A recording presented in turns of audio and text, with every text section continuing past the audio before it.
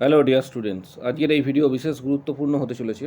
জেনপাস 2026-এর details তথ্য share করা হবে, যে রেজাল্ট কবে আউট হতে পারে।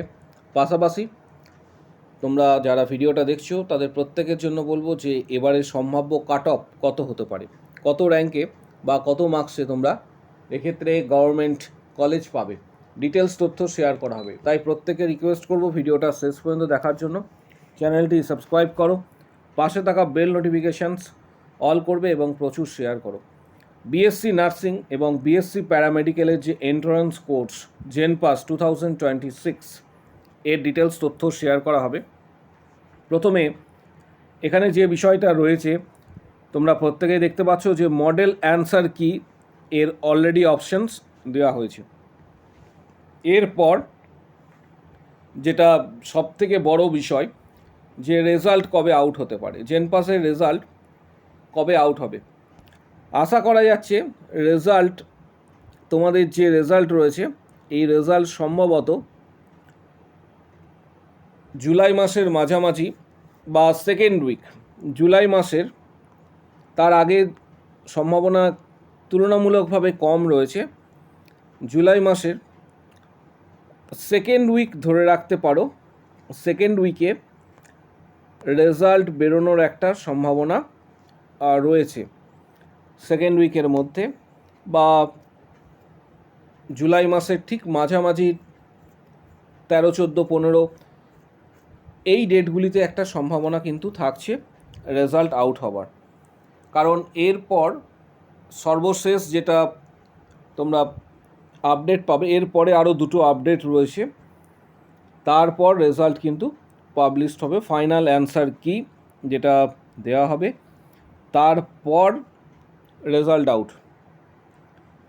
এবার প্রশ্ন হচ্ছে যে জেনপাসে এবারের কাট অফ কত হতে পারে, কারণ অনেকেই উদ্বিগ্ন রয়েছে, যেহেতু অনেকগুলি কোর্সের এখানে অ্যাডমিশনস, যেমন বিএসসি নার্সিং একাধারে রয়েছে এবং এর সাথে সাথে বিপিটি, বিওটি, বিএমআইএস, এওটি, যে প্যারামেডিক্যালের যে কোর্সগুলি রয়েছে, যেমন বিপিএ, বিইএমটি, বি অপটোমেট্রি, পাশাপাশি BSc in MRIT, BSc in RT ইত্যাদি।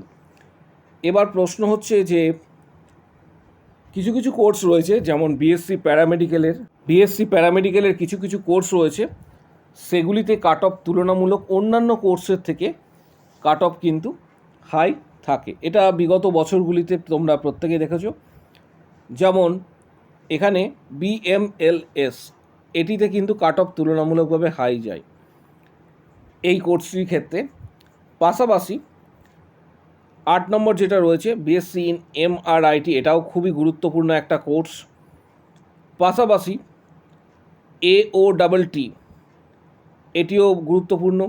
ফিজিওথেরাপিতেও অনেকটা হাই যায়। এটা ডিপেন্ড করছে যে কোন কোর্সের ক্ষেত্রে তুমি অ্যাডমিশন নিচ্ছ এবং কোন কোর্সের ক্ষেত্রে অ্যাডমিশন নেওয়ার পর সেটার রেসপেক্টে কাট অফ নির্ভর করছে। প্রথমে বিএসসি, এক্ষেত্রে বিএসসি নার্সিংয়ের কাট অফ নিয়ে আমরা ডিসকাস করব। তারপর বিএসসি প্যারামেডিক্যালের কাট অফ নিয়ে ডিসকাস করব।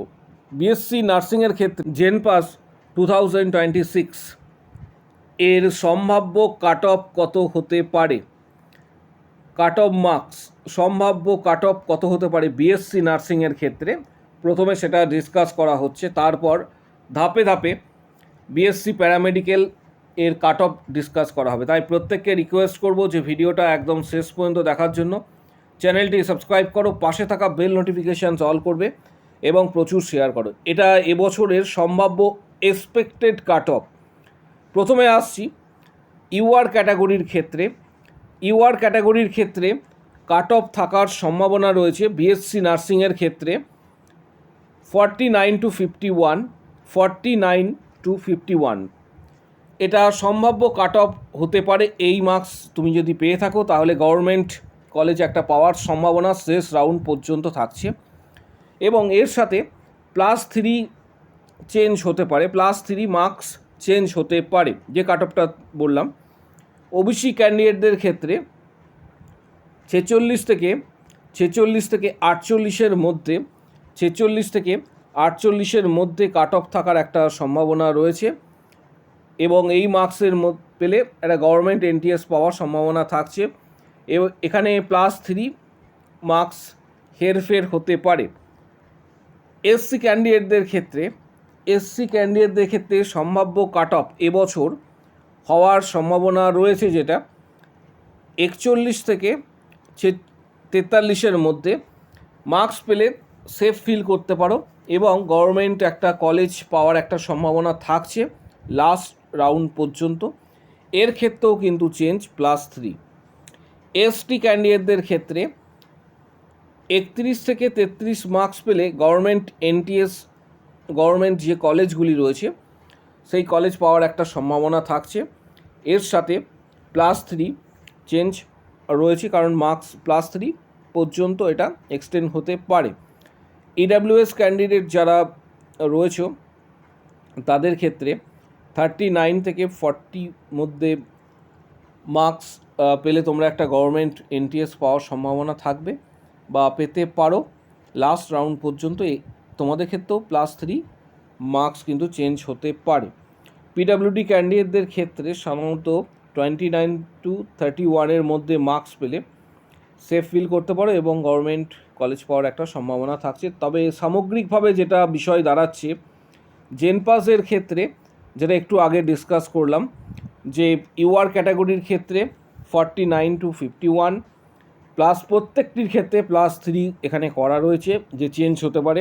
ওবিসির ক্ষেত্রে 46-48, এসসির ক্ষেত্রে 41-43, এসটির ক্ষেত্রে 31-33, ইডাব্লিউএসের ক্ষেত্রে 39-41 এবং পিডাব্লিউডির ক্ষেত্রে 29-31। এই মার্কস পেলে তোমরা কিন্তু গভর্নমেন্ট কলেজ পাওয়ার একটা সম্ভাবনা থাকছে। কমেন্ট বক্স সেকশনে অবশ্যই উল্লেখ করবে তোমরা কত পেতে চলেছো, বা তোমরা কতটা ক্যালকুলেশন করে তোমাদের মার্কস কত হতে পারে। এবার ডিসকাস করব জেনপাস 2026-এর মূলত প্যারামেডিক্যাল যে কোর্সগুলি রয়েছে, যেটি একটু আগে আমরা ডিসকাস করলাম। প্যারামেডিক্যাল কোর্সের কাট অফ এবছরে কত হতে পারে, প্যারামেডিক্যাল যে কোর্সের কাট অফ রয়েছে সেটা কত হতে পারে। ইউআরের ক্ষেত্রে আরও একবার এর আগেও তোমাদের বললাম যে বিভিন্ন প্যারামেডিক্যালের কোর্সের ক্ষেত্রে কাট অফ বিভিন্ন ধরনের হতে পারে, এটা ডিপেন্ড করছে। তার সাথেও কাট অফ যেটা রয়েছে ইউআর ক্যাটাগরির 64-66 মার্কস পেলে গভর্নমেন্টে একটা সুযোগ থাকছে গভর্নমেন্ট কলেজে অ্যাডমিশন নেওয়ার প্যারামেডিক্যালের ক্ষেত্রে। 64-66 ওবিসি ক্যান্ডিডেটদের ক্ষেত্রে এটা ইউআর, প্রথমটা যেটা বললাম ইউআর ক্যান্ডিডেট, দ্বিতীয়টা 61-63 মার্কসের মধ্যে পেলে একটা গভর্নমেন্ট কলেজ পাওয়ার সম্ভাবনা থাকছে। এসসি ক্যান্ডিডেটদের ক্ষেত্রে 57-59-এর মধ্যে মার্কস থাকলে সম্ভাবনা থাকছে। এর নিচেও কাট অফ কিন্তু যেতে পারে, সেটা ডিপেন্ড করছে যদি আসন এক্ষেত্রে বৃদ্ধিপ্রাপ্ত হয় বা আসনের সংখ্যা যদি ইনক্রিজ করে তাহলে কিন্তু কাট অফ কমবে। এসটি ক্যান্ডিডেটদের ক্ষেত্রে কাট অফ যাওয়ার সম্ভাবনা রয়েছে প্যারামেডিক্যালের ক্ষেত্রে 47-49-এর মধ্যে লাস্ট রাউন্ড পর্যন্ত একটা গভর্নমেন্ট এনটিএস পাওয়ার সম্ভাবনা রয়েছে। ইডাব্লিউএস ক্যান্ডিডেটদের ক্ষেত্রে 51-53 এবং পিডাব্লিউডির ক্ষেত্রে 37-39-এর মধ্যে মার্কস পেলে তোমরা আশা করতে পারো যে গভর্নমেন্ট একটা এনটিএস বা কলেজ তোমরা আশা করতে পারো যে পেতে পারো। প্রত্যেকে কমেন্ট বক্স সেকশনে জানাও। আরও একবার বলে দিচ্ছি, ইউআর ক্যাটাগরির ক্ষেত্রে 64-66, ওবিসি ক্যান্ডিডেটদের ক্ষেত্রে 61-63, এটা বিএসসি ইন প্যারামেডিক্যাল।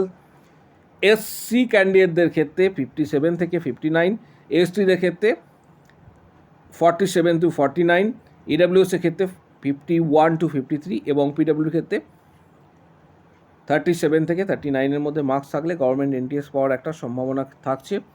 তোমরা অবশ্যই কাট অফ বক্স, তোমাদের যে কাট অফ মার্কস রয়েছে তোমরা কত পেতে চলেছো বা পেতে পারো তার অবশ্যই কিন্তু কমেন্ট বক্স সেকশানে জানাবে যে তোমাদের কাট অফ কত হতে পারে। প্রত্যেককে সেখানে কিন্তু রিপ্লাই দেওয়া হবে। পাশাপাশি চ্যানেলটিকে সাবস্ক্রাইব করে রাখো, পাশে থাকা বেল নোটিফিকেশানস অল করবে এবং প্রচুর শেয়ার করো ভিডিওটা। কাউন্সেলিং সংক্রান্ত যাবতীয় তথ্য তোমরা আগামী দিনে যে সমস্ত ভিডিওগুলি আসবে সেখানে তোমরা পাবে, তাই প্রত্যেকে বলবো চ্যানেলটিকে সাবস্ক্রাইব করে রাখার জন্য।